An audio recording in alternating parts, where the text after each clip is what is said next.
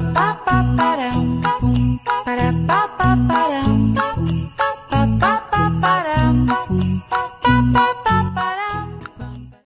هلا. اليوم راح نسوي كيكة الكاكا.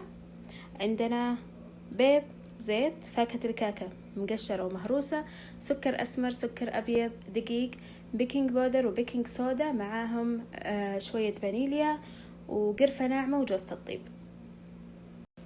راح أستخدم خلاط الكاس مو العجان، فحطيت البيض وراح أحط السكر، وبعد ما أخفقهم كويس أضيف عليهم الزيت.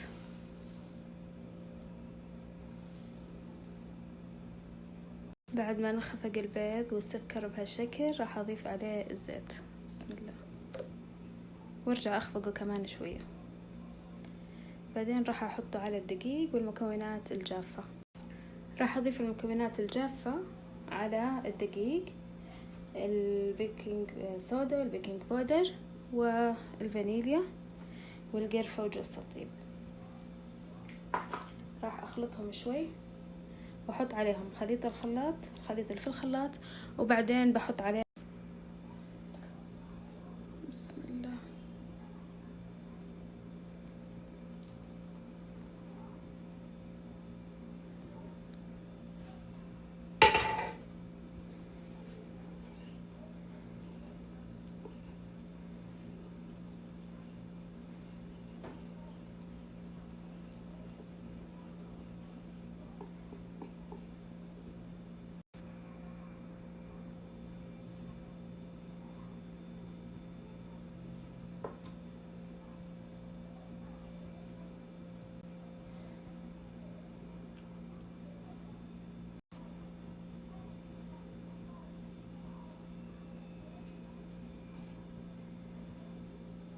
ما هرستها مرة ناعم، خليت فيها قطع شوي كبيرة عشان يبين طعمها، مو مرة كبيرة يعني صغيرة.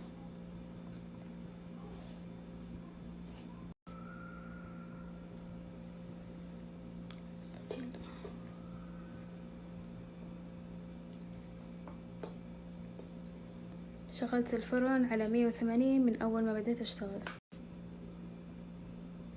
الكيكة استوت وتجنن والريحة خيالية، بس راح أكمل معاكم بكرة إن شاء الله تزيينها، ما راح أكملها اليوم، راح أتركها تبرد من هنا لغاية بكرة إن شاء الله، وأنا بروح أحط راسي وأنام، وإن شاء الله بكرة نكمل.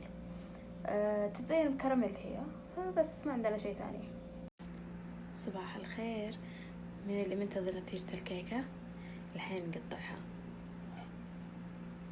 بسم الله ما شاء الله، الكيكة تجنن وريحتها خيالية. سوري على صوتي بس توني صاحية.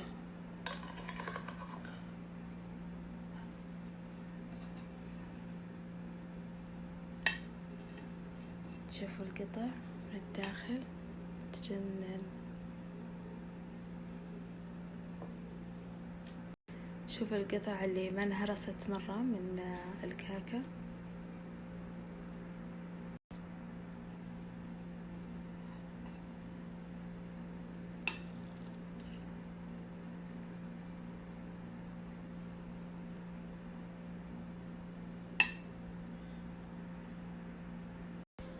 والله يا جماعة أنا مو من محبين الكيكة، ولكن الكيكة مرة لذيذة، ولأن الكيكة لذيذة ما شاء الله قررت أشرب معاها قهوة.